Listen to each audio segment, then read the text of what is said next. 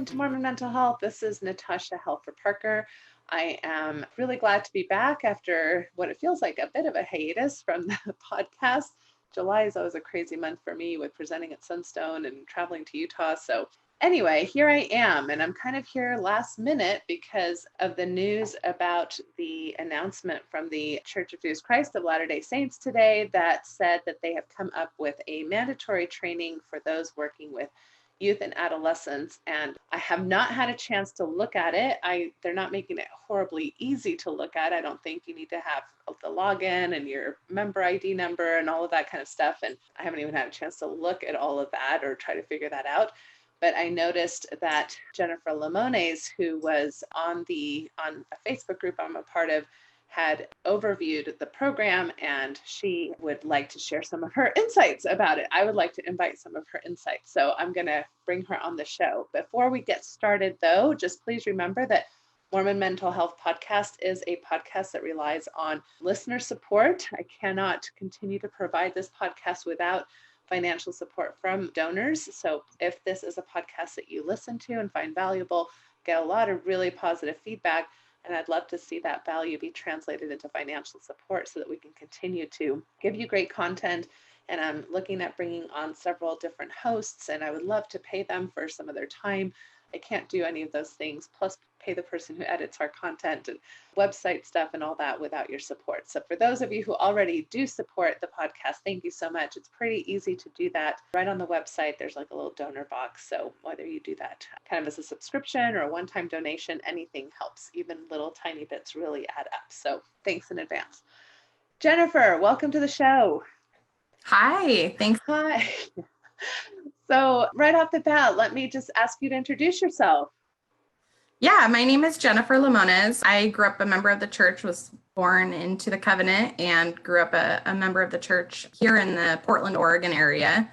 And I am myself a survivor of childhood sex abuse within the church. And the activism that Sam has done, it just really strikes close to home for me. And I'm so grateful for what he's done. So I've been following really closely with everything that Protect LDS Children has been doing. And now they're merged into Protect Every Child, which is great. And I've been watching closely with the changes that the church has been making in correlation to the activism that he has been doing. So I find it interesting, kind of the coincidental timing on things. Meaning that I'm guessing you think that activism works, that the church does have to kind of react to members who make a stink, I guess, about things that are important and that kind of get support from a lot of people. I do. I think that I think that a lot of it is just awareness. As members of the church, my husband and I weren't really aware of what was going on outside our bubble with in regards to awareness with this type of thing. And so once the word kind of gets out and people talk about these things and just opening discussion up for families, for parents, I think it's been great. Yeah. And you were at the march last year, correct? I was, yeah. My friend and I last minute decided to fly out for the march, and that was an awesome experience. That's wonderful. That's really wonderful. Okay, so you got on the website. I did. Okay, so you have already gone through the training that the church has prepared for its people who are working with youth and children, like minors in the church. Is that correct?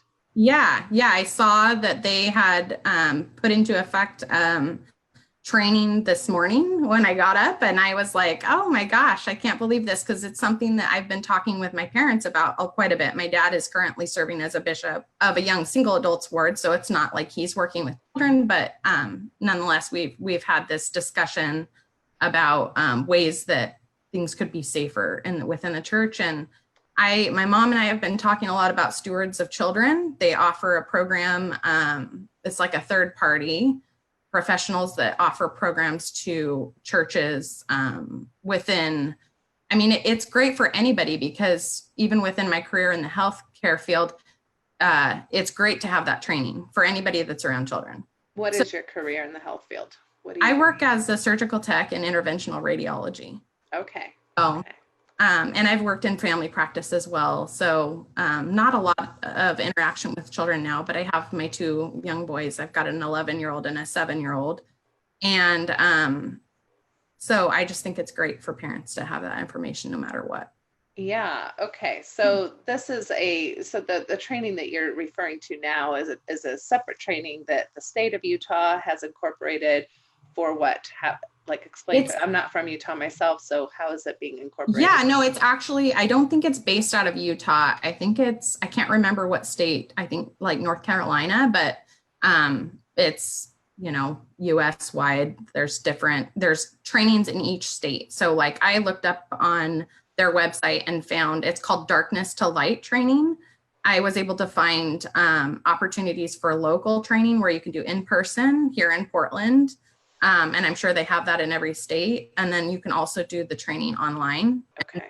So we had the conversation, my mom and I, about how awesome it would be if the church could get on board with doing that online training. And even right now, there's like a free code. So it would be free for the members of the church and the leadership to do this training. And it's, they include a lot of facts and statistics. So it's not emotionally charged training or. You've been through that training. You've actually done it yourself. Yeah. So I did the 2-hour training and it was awesome. It was 2 hours. The church's training is half an hour. Yeah. Yep. Okay. It offers a lot of facts and statistics about, the percentage of likelihood that your child could be sexually abused within an organization. And a lot of them, unfortunately, are churches. So talks heavily about that. The difference I noticed between that and when I did the church's training this morning was that the church's training seemed to be, it was very emotionally charged. So it was a lot of like scriptural. They did include the Matthew scripture about the millstone around the neck. And of course that hits home for me. And I think that's great, but they didn't include any sort of statistics or even discuss that there is a problem. So there was no admission that there's even an issue. And I think just that would be amazing if they could at least just,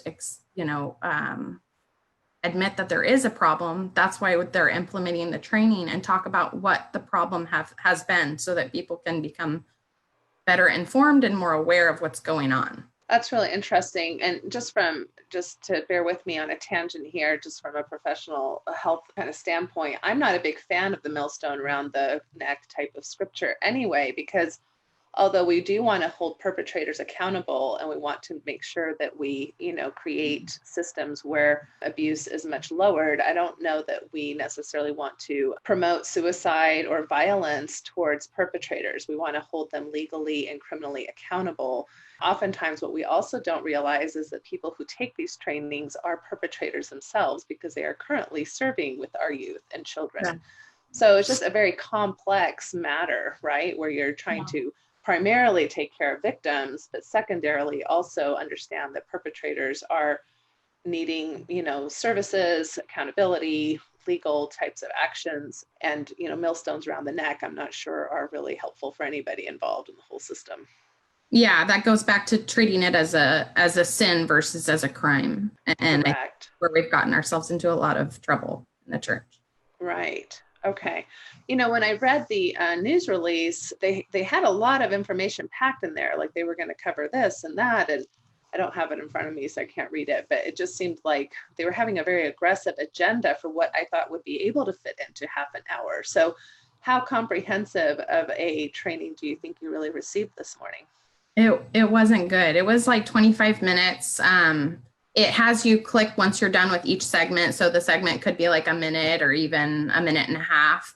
And then you click the next page. So I got through it in like 25 minutes, I think it was. A couple minutes of that had nothing to do with helping protect children. It was a story shared about animals, predatory animals, narrated by Elder Packer, which I thought was not helpful at all. What did that have to do with the context? I'm assuming just because it's linking into predators within the church, but it didn't really correspond with anything that was within the material. Okay. Was there anything that you felt was useful, or any kind of direction or guidelines that, I mean, I'm guessing tons of people are going to be needing to take this course. Yeah, I actually did. I liked the fact that they reinforced the two deep rule. They talked about what to do if you have one child in your class, and the fact that you need to merge your class with another classroom, with another adult and other children, so that there's never a one-on-one situation. But they weren't referring to bishops and children. They were referring to teachers. Yeah. So they did reinforce that. And, you know, when my husband and I were teaching a youth just 2 years ago, I can't tell you how many instances there were of classrooms where the second teacher wasn't available and we were alone teaching a class. There wasn't a second teacher. And so I think them reinforcing the need for that was a positive.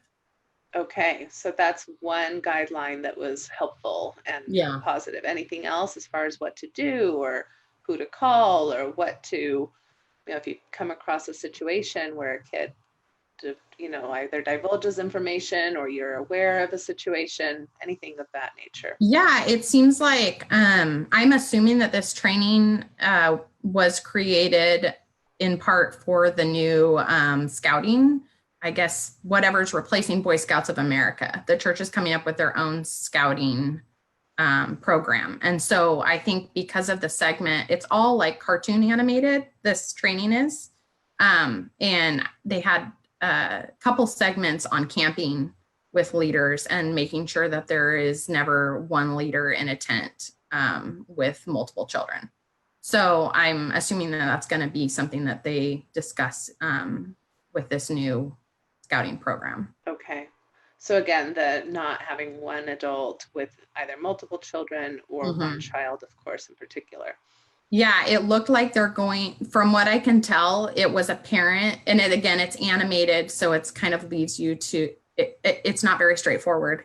So it leaves you to assume that they're going to have one parent with their own child on campouts now, is kind of what I gathered from the training. It has a little animated segment where a dad is alone with his kid, and then another child was going to join in that tent, and they basically said that they would need one adult per child. So I can't, it wasn't super straightforward in my mind about what their new policies are going to be. But I am assuming that they'll probably have more to come. I didn't click on all of the links. So there was like links under each segment that you can read from the handbook. And so I don't know if they've made some changes to the handbook, but those links. It was the bishop's handbook or? Yeah, the handbook number 2. Okay. So the stuff that's already been available. Yeah, unless they're making changes to that too, which I'm not sure. Okay. And so you mentioned this other training that you've also taken had a lot more statistics and kind of more of a maybe forward approach as far as just information versus making it spiritual and emotional. Any other differences that you would have noticed between the two? That was the biggest difference for me, is that it was all, this entire training was from a spiritual, religious-based lens, as opposed to safety and statistics and what's legal and what's not legal versus spiritual well-being of children. So that's the main takeaway from me, the difference between the two. And just the time, you know, how much shorter the training was, and how much more vague it was as well. Yeah, and this is something that the church itself is saying will be required every 3 years. So half an hour every 3 years on sexual abuse training doesn't equate to me as something that's being taken horrifically seriously, you know, just as far as the type. I mean, I get that it's hard to get people to take any trainings, especially people who are in volunteer situations. And yet, so I mean, you know, you probably want to make it as short and succinct as possible. And yet half an hour every 3 years just doesn't seem like the type of robust, you know, comprehensive type of training we might want to be providing parents and teachers and leaders and bishops and young men's and young women's presidencies, etc. Yeah, I don't know that they have realized that it needs to be as high of a priority as I think it does. It's not a half an hour every 3 years because it's as big of a problem as it is. They need to put some more weight into that. Right.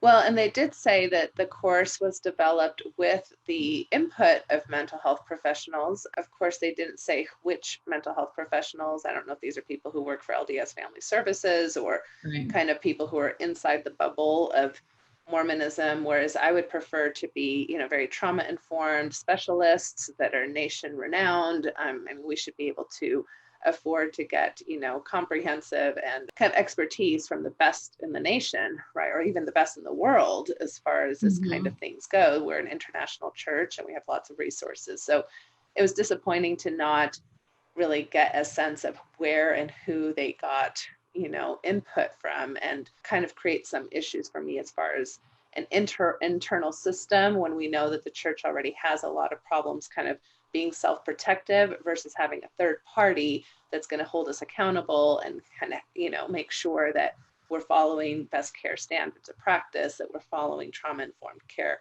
regulations, things of that nature. Yeah, I agree. And going back to the Stewards of Children program, they have available, it's a third-party program. And the one that was in Portland was actually being hosted at a Baptist church in the area. And I know that a lot of churches have used that program, which I appreciate them using a third party, because then it takes away that unethical possibility of it being unethical run internally, which that's part of what we've seen. That's, like you said, it's what's gotten us into this problem in the first place, is having these internal processes that don't allow in the law enforcement and basically, even maybe with good intentions, it's covered things up. Right. Like we have issues with transparency. We have, many of the stories that you and I, for example, heard from people at the march are stories where people went and tried to get help from leaders, and either they weren't believed or they were kind of minimized or they were blamed. Like that kind of happened, especially when we have such a history of, again, I don't think necessarily maliciously, but of course, a high priest leader couldn't do that, right? So we hold people up on pedestals and have no capability of really holding perpetrators who are high in stature and charisma and standing responsible for some of these things that their children or other children or minors might come forth and report. I know many, many people have been told things like, oh, you're probably just seeking attention, or what's going on, or even if there were issues, the stake or bishop leadership tends to want to protect the family and puts the perpetrator through a process of repentance, thinking that that's going to solve the problem, when that's not the clinical treatment and the accountability that perpetrators need or benefit from. And then they're, putting more people at risk. I agree 100%. I think that for decades we've seen them try to help people, but not having the tools that they know that they're able to actually help people. And so it's just this cycle of trying to rehabilitate offenders without having any professionals involved and releasing them back into the community and having them offend again. And it's tragic. Right. What do you think about the interesting dichotomy between having this training saying, nobody should have a one-on-one interview with a child, or not a one-on-one interview, a one-on-one, setting with a child. And yet we do nothing to change the worthiness interview process, which is something that I know the Protect Every Child movement has been so, staunch on. And on top of it, asking, explicitly sexual questions and things that we know from a mental health community that are harmful to children and teens. So how do you handle that dichotomy? I just listened to this training that says no one-on-one teachers and meetings, and yet we have this huge tradition that allows for it to happen on a weekly basis, and where most of the stories come from, as far as, there are stories about primary teachers, but there's many, many more stories about inappropriate, interactions with leaders in these one-on-one worthiness interviews. Yeah, I think it goes back to the fact that even though some might not want to admit it, we are holding our bishops on a pedestal and believing that they are more inspired than the rest of us lay leadership have been. And so when you're saying it's not okay to have a teacher one-on-one, but it is okay to have a bishop one-on-one with a child, why? Why is there a difference, you know? And the other thing that I was really hopeful for with this new training is the fact that they would be implementing background checks, which I was disappointed that that wasn't part of the new safety training. I think that's huge. Yeah, I would agree. Okay, so anything else that you would give feedback about it? I know I caught you like super quick. I wanted like a super quick review from somebody who had delved into it today. No, nothing is coming to mind. I wish that they would have had it, I don't know, just a more real approach on things. Like I said, instead of using it emotionally charged and spiritually charged language and even animated clips, I wish it could have been, I don't know, just presented in a way that was more facts, more statistics. Like an actual training, like yeah, a like an professional actual training. Exactly. Where children are most likely to be abused. We know that from, you know, our past history with it. And why aren't we talking about that? I don't understand why we're just skimming over all of the facts and statistics on it.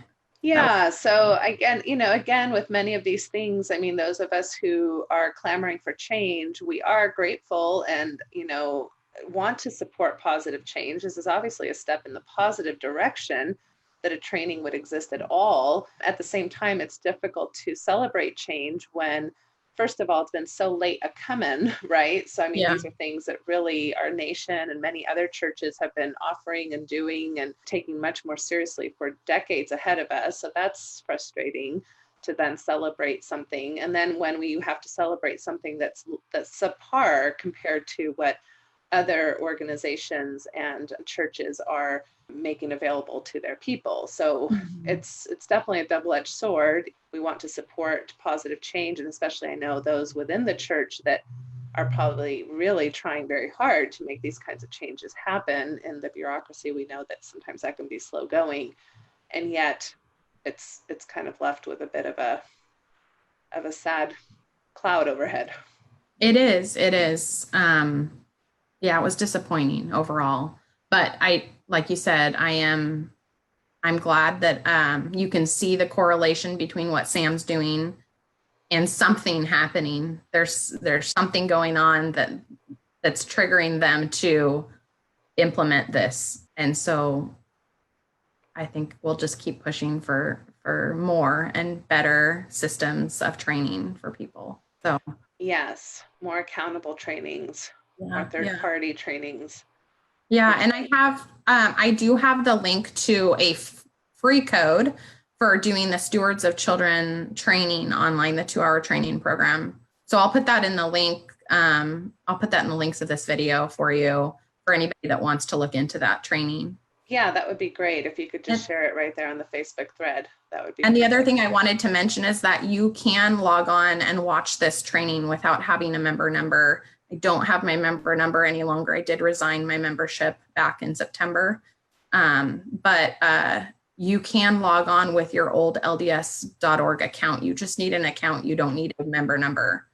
Okay. So it will pop up this that says enter your member number. But if you scroll down, you can click on a link that says watch the training without it being recorded. So they're tracking who's doing the training based on member number, but you can watch the training without being a member. Okay, that's good to know. And hopefully they'll just put a link to it, in on their general page as well. But I understand needing the member number if they're going to track who's watching it and who's in a calling and things of that nature, for sure. Okay, wonderful. Well, I can't thank you enough for taking me up on a last minute podcast here. Jennifer, where are you again? In Portland, Oregon? Portland, Oregon, yeah. All right. Well, good luck to you. Thank you so much for sharing your insights. I'll definitely be interested in hearing other people's perspectives. Again, if you're a fan and supporter of Mormon mental health, please send us a few bucks our way to help support the financial stability of the podcast. And I hope everybody has a great weekend. Thanks, Jennifer. Thank you. All right. Goodbye. Bye-bye.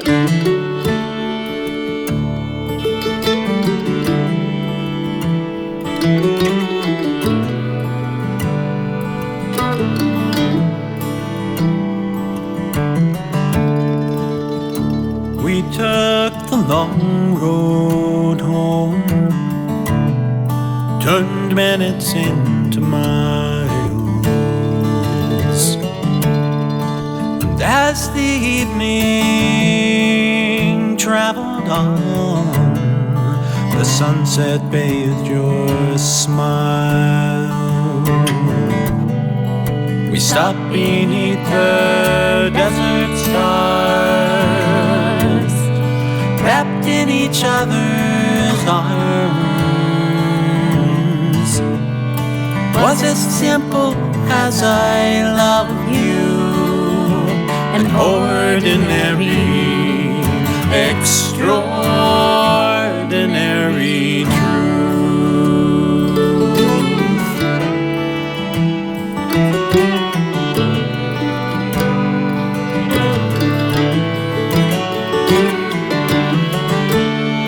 It's been a long road here, a trail with tears, pain and sorrow too.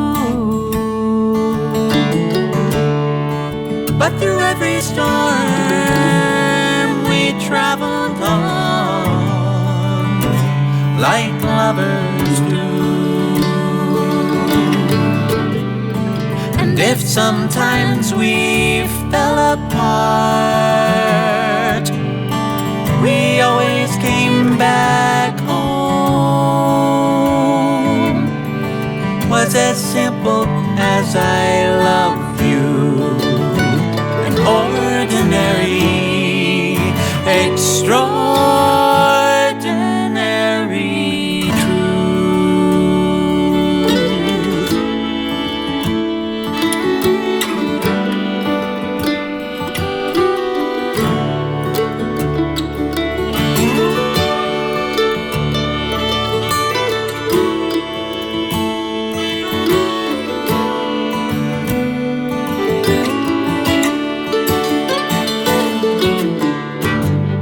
Some people say love is blind and forever is too long.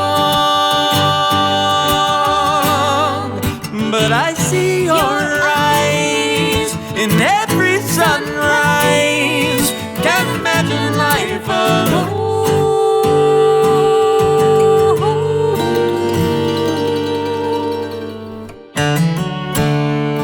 Let's take the long road on together until we're gone. Want you by my side till the day I die and into the beyond. It's as simple as our love is. That's how I wanna go, all wrapped up in the arms of our extraordinary, it's nothing ordinary love.